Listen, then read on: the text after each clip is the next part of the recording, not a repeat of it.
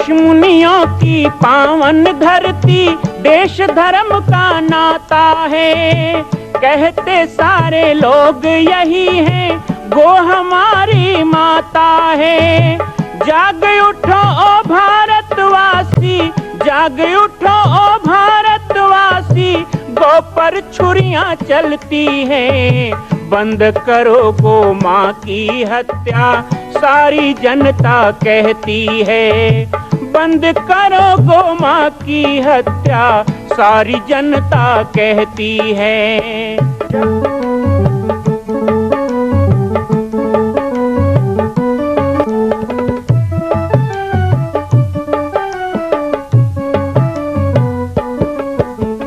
जगह जगह पर बूचड़ खाना, लाखों गौएं कटती हैं। किसे सुनाए व्यथा हमारी, नैना नीर बहाती हैं। रक्षा करना गौ माता की, रक्षा करना गौ माता की, गीता ज्ञान सिखाती है। बंद करो गो माँ की हत्या, सारी जनता कहती है। बंद करो गो माँ की हत्या, सारी जनता कहती है।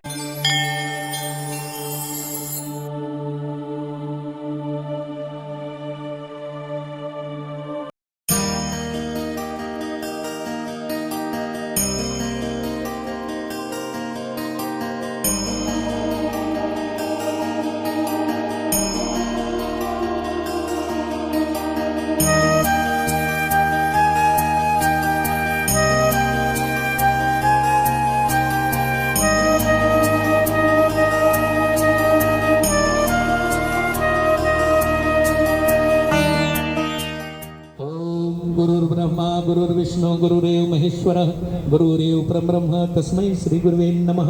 अखंडमंडलाकारं व्याप्तं येन चराचरं तत्पदं दर्शितं येन तस्मै श्री गुरुवे नमः। मातृवत्लाली च पितृवत् मार्गदर्शिका, नमोस्तु गुरुसत्तायै श्रद्धा प्रज्ञा च। ओम आयात वर्ते देवी त्र्यक्षरे ब्रह्मवादिनी, गायत्री छंदसा माता ब्रह्मयोनि नमस्तुते।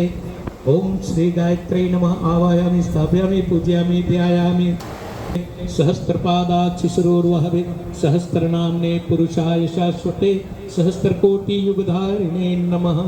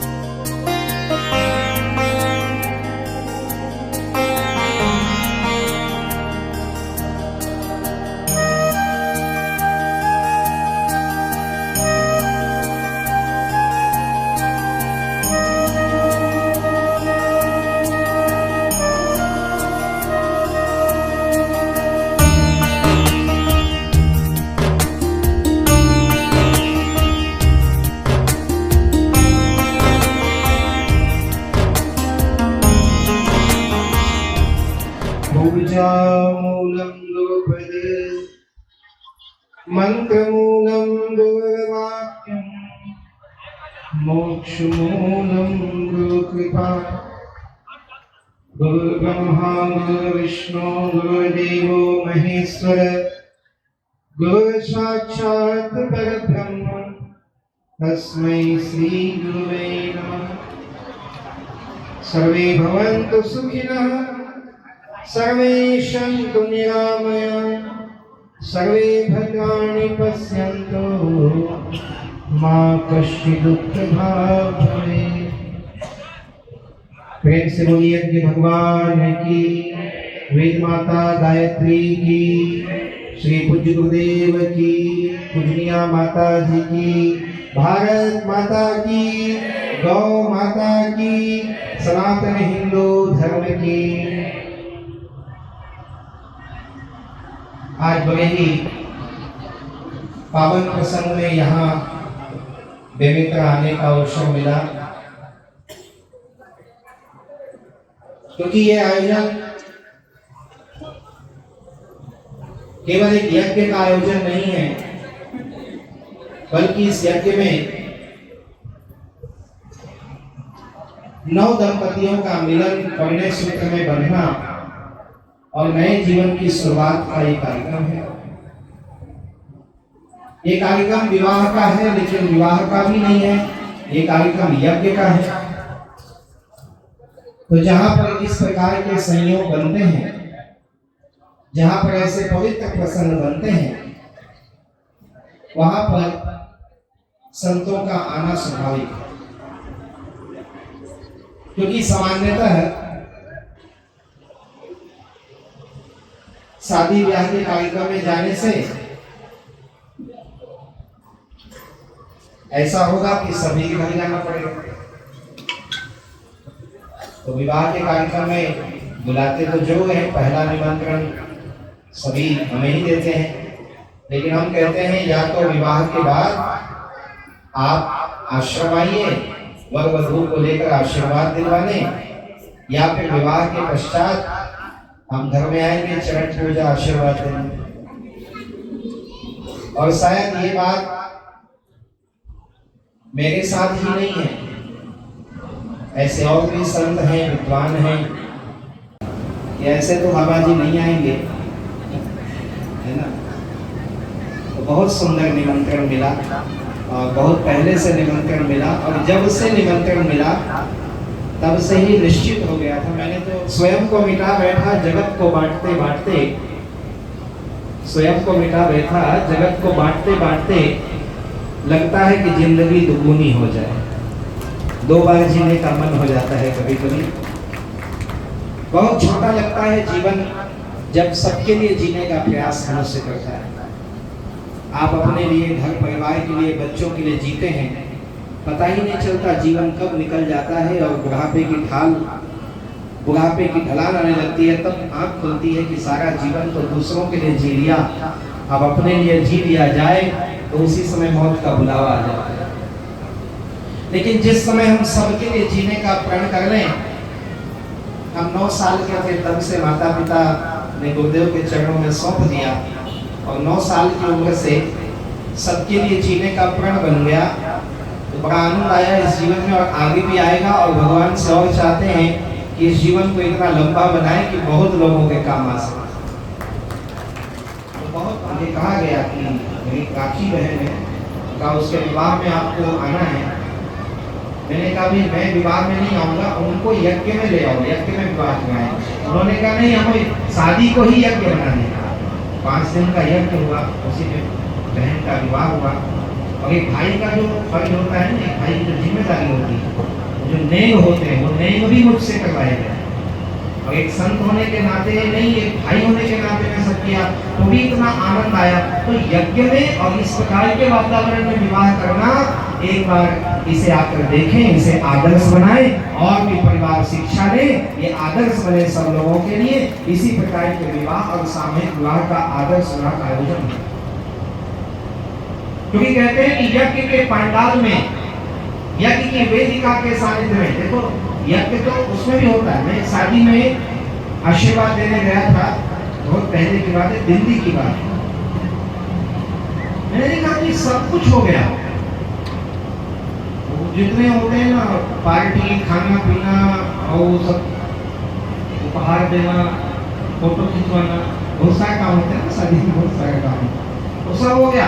मेहमान भी चले गए, रात के 11-12 बज गए, तब फिर पंडित जी बैठे। पता नहीं क्या 2 बजे रात को फेरे हुए, एक कप पानी गर्म हुआ, उसको देखने के लिए भी कोई नहीं बचे। यहाँ तक परिवार के 5-6 ऐसा होता है आजकल के शादी में, मैंने सुना है। मुझे मेरे लिए पहली बार था तो मुझे आश्चर्य हो रहा था। हमने तो जो कभी बचपन में देखे हैं कुछ विवाह यहाँ पे देख रहे हैं और इसी प्रकार का कार्य होना चाहिए। इसके लिए चाहे हम किसी भी क्षेत्र से जुड़े हुए लोग हों, हमें प्रयास करना चाहिए। मैं बहुत साधुवाद दूंगा यहाँ के गायत्री परिवार को, यहाँ के साधक बंधुओं को, यहाँ के साधु जी को और सभी और भी जो परिवार है उनको कि आप लोगों ने इतना सुंदर मिल करके आयोजन किया और इस आयोजन में विवाह का आयोजन किया, क्योंकि विवाह एक बहुत बड़ा यज्ञ है। कहते हैं 3 पड़ाव मनुष्य के जीवन में आते हैं, एक जन्म, एक विवाह, एक मृत्यु, 3 ही पड़ाव। लेकिन ये 3 पड़ाव में जो सौभाग्यशाली होते हैं, कई जन्मों के पुण्य का उदय होता है, तो कहते हैं जन्म तो होता है, मृत्यु तो होती है, विवाह नहीं, वैराग हो जाता है, वो साधु संत हो जाते हैं, वो ब्रह्मचारी सन्यासी हो जाते हैं, कई जन्मों के पुण्य का उदय होता है। तो लेकिन विवाह का जो आयोजन है, जिस व्यक्ति के जीवन में विवाह का योग होता है, जो एक सद्ग्रस्त के रूप में जीवन जी करके संतति को आगे बढ़ाता है, संस्कृति को आगे बढ़ाता है, ऐसे लोगों के लिए विवाह एक महायज्ञ है। दो जीवन का मिलन है, दो परिवार का मिलन है। हम आपस में कई बार देखते हैं कि विवाह के बाद जिम्मेदारी आती है, ऐसा भी लोग कहते हैं। तो वो जिम्मेदारी कौन सी है?